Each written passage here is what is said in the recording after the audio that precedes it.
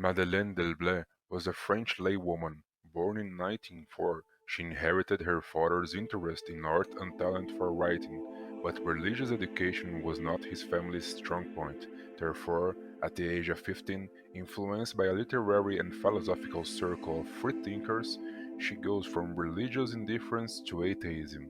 At 20, however, she approached a group of Christian friends and saw the man she was in love with join the Dominicans, a shock for her.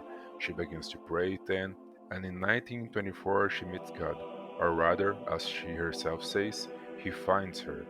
Shortly afterwards, she began to serve him through social assistance and scouting. In 1964, a few months before her death, she declared, I was and continue to be dazzled by God. In 2018, the church declared her venerable. The absence of a true priest in a life is a suffering that has no name. The greatest gift that could be given, the greatest charity that could be given, is a priest who is a real priest. It is the greatest approximation that could be achieved here under the visible presence of Christ. In Christ there is a human and divine life. Also in the priest, we want to rediscover a truly human life and a truly divine life. The sadness is that many seem to be amputated from either one or the other.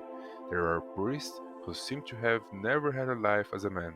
They do not know how to evaluate the difficulties of a layman, a father or mother of a family, with their true human weight.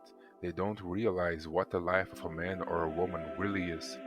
When lay Christians meet for the first time a priest who understood them, who entered with his human heart into their lives, into their difficulties, they never forget him, on condition, however, that he mixes his life with ours without living the same way we live.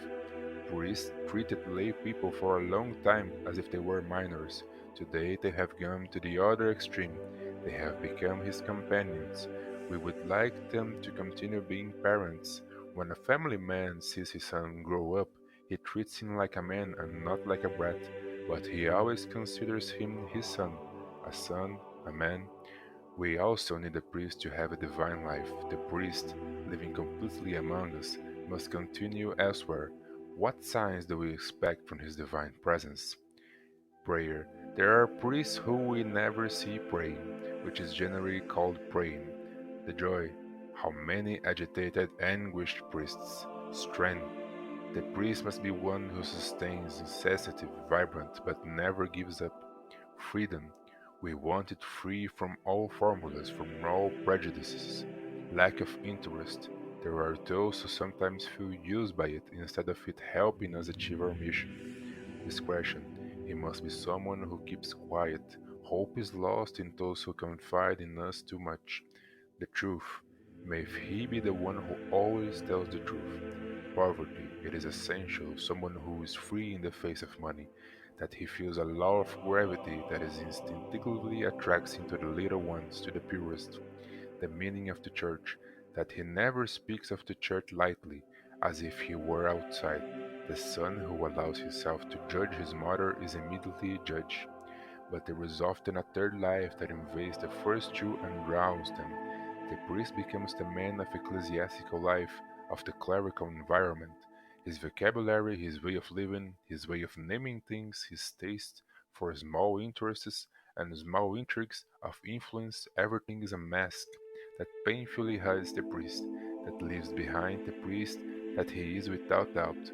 The absence of a true priest in a life is a misery that has no name. It is the only misery.